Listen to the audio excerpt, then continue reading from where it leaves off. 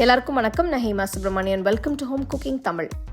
இன்னைக்கு நான் ஒரு ரெஸ்டாரண்ட் ஸ்டைல் இட்டாலியன் டிஷ் தான் உங்களோட ஷேர் பண்ண போகிறேன்.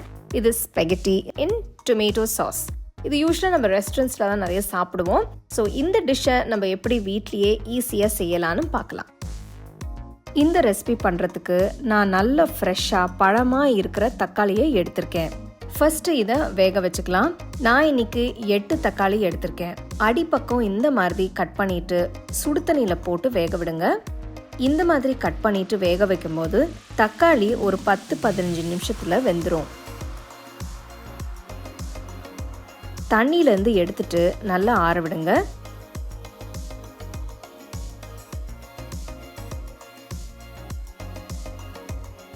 தக்காளி நல்லா ஆறுனதும் ரஃப்பாக கட் பண்ணி மிக்சியில் போடுங்க.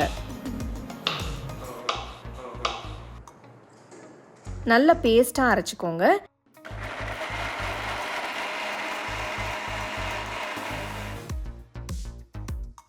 இப்போ இந்த போலுக்கு மாற்றி எடுத்து தனியாக வச்சிருங்க.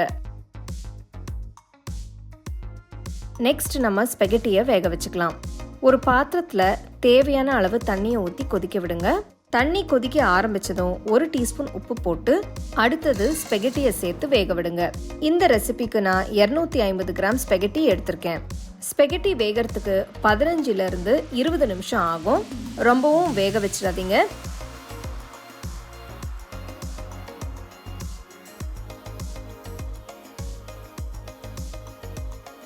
தண்ணியை வடிச்சுக்கலாம்.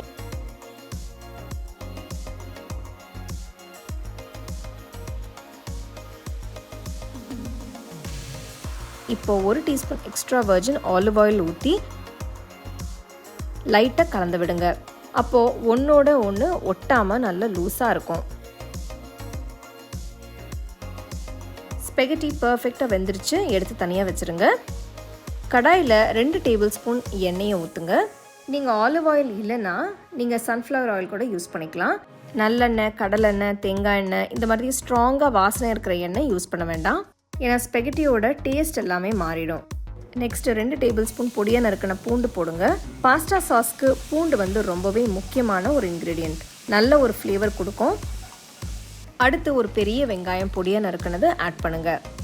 2 நிமிஷத்துக்கு வெங்காயத்தை நல்லா வதக்குங்க. நெக்ஸ்ட் 4 மீடியம் சைஸ் தக்காளி பொடியாக நறுக்கினது சேர்க்குறேன். தக்காளி நல்லா பழமாக இருக்கிற மாதிரி பார்த்துக்கோங்க. 2-3 நிமிஷத்துக்கு நல்லா வதக்கிக்கலாம். இந்த ஸ்டேஜில் 1 டீஸ்பூன் உப்பு, 1 டீஸ்பூன் மிளகுத்தூள், 1 டீஸ்பூன் சர்க்கரை போடுங்க. சர்க்கரை ஃப்ளேவர் பேலன்ஸ் பண்ணுறதுக்காக. நெக்ஸ்ட் 1 டீஸ்பூன் சில்லி ஃப்ளேக்ஸ் போட்டு 2 டீஸ்பூன் இட்டாலியன் சீசனிங் சேர்க்குறேன். இது எல்லா சூப்பர் மார்க்கெட்லேயும் கிடைக்கும்.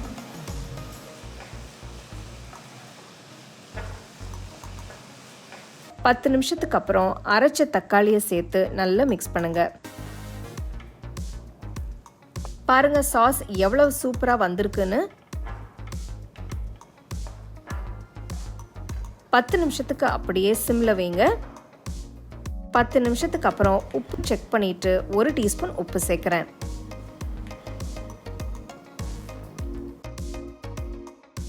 சாஸ் ரெடி ஆனதும் வேக வச்ச ஸ்பெகட்டியை சேருங்க.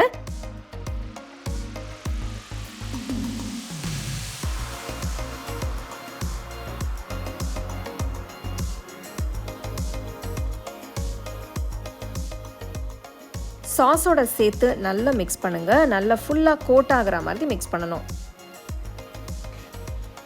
பாருங்க ஸ்பெகட்டி பார்க்கறதுக்கு எவ்வளோ சூப்பராக இருக்குன்னு. ஸ்பெகட்டியை நல்லா மிக்ஸ் பண்ணதும் 1 table spoon extra virgin olive oil ஊற்றுறேன். நெக்ஸ்ட் 1 கையளவு மேலே பேசில் இலை சேர்க்குறேன். ஃப்ரெஷ்ஷான இந்த பேசில் இலை பாஸ்டாக்கு ரொம்ப நல்ல ஒரு ஃப்ளேவர் கொடுக்கும். உங்ககிட்ட எக்ஸ்ட்ரா வர்ஜின் ஆலிவ் ஆயில் இல்லைன்னா நீங்கள் நார்மல் ஆலிவ் ஆயில் கூட சேர்த்துக்கலாம்.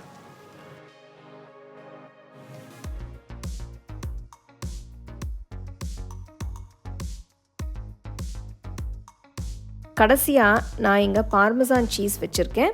இதை துருவி சேர்த்துக்கலாம். பாஸ்டாவில் கொஞ்சமாக சீஸ் சேர்க்கும் போது தான் டிஷ் கம்ப்ளீட் ஆகும். ஸ்பெகட்டி பார்க்கவே ரொம்ப சூப்பராக அட்டகாசமாக இருக்குது. இப்போவே சாப்பிடலாம் போல இருக்குது. பார்த்தீங்கன்னா ரொம்ப குயிக்காக ஈஸியாக அதை செஞ்சிடலாம். ஸ்டெப்ஸ் மட்டும் கரெக்டாக ஃபாலோ பண்ணுங்கள். கண்டிப்பாக அந்த டிஷ்ஷை நீங்கள் ட்ரை பண்ணி உங்கள் ஃபேமிலி ஃப்ரெண்ட்ஸோடு ஷேர் பண்ணுங்கள்.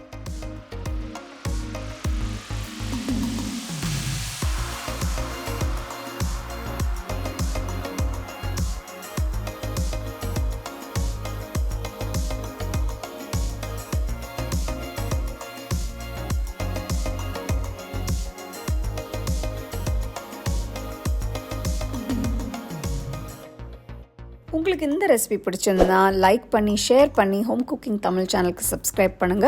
மறக்காம பெல் ஐகானை கிளிக் பண்ணுங்க. The second edition of our home cooking book is now available on our website 21frames.in. I'll give you the link in the description. You can go and check it out. The book is currently available only in India for now, so you can place your orders on 21frames.in.